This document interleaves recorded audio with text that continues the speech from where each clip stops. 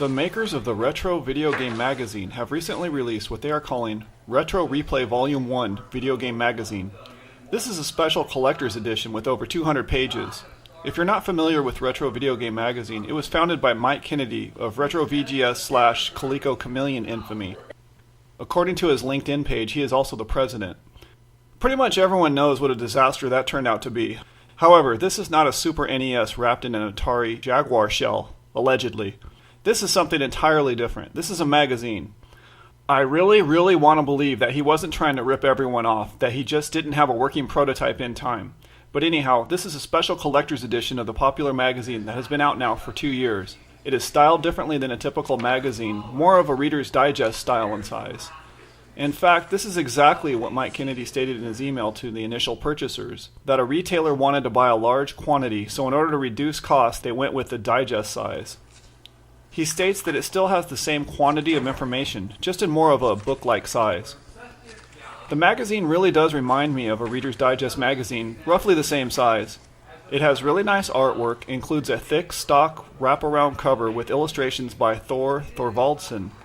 It's loaded with tons of articles covering a wide spectrum of retro gaming topics. There's an article on the upcoming book by Tim Lapatino, The Art of Atari. There's articles covering Mule, Bomberman, Batman Arkham Asylum, the Game Boy, NES Remix, a couple on pinball, some arcade classics, Resident Evil, and even one covering Halo Combat Evolved. If I had to criticize the digest, I would say there are a few font size and consistency issues on this first volume. For example, on the article covering Mule, the font size is really small, but at least it's black text with a white background. In an article titled Spirits of the Competition on page 42, the font is super small and the contrast between the font and the background image makes it really tough to read certain parts. There are a few other examples of this problem in the digest. As for font consistency issues, pages 108 through 109 provide a good example. It might just be a physical printing issue, but on page 109 the font is super small and darker than on page 108. It's kind of weird. Having said that, there are many articles in the issue that look and read just fine. After purchasing, the company sent out a hyperlink for a free download of the PDF version of the magazine.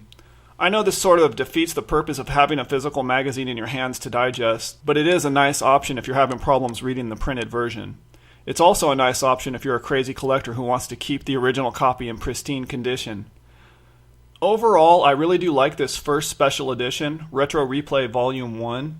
There's at least 10 interviews with gaming legends like David Crane, Keith Robinson, Richard Garriott, Ed Fries, Cliff Bleszinski, among others. There's nearly 30 different article retrospectives and over 30 special feature columns, making this, in my opinion, a bargain at $12.99. It can be purchased on shopreadretro.com, again for $12.99 for a physical copy, or you can opt for the digital download for just $8.99.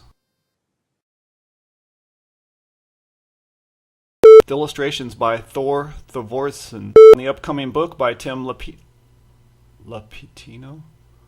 Tim Lapatino. I don't know how to say his name. Cliff Bleszinski,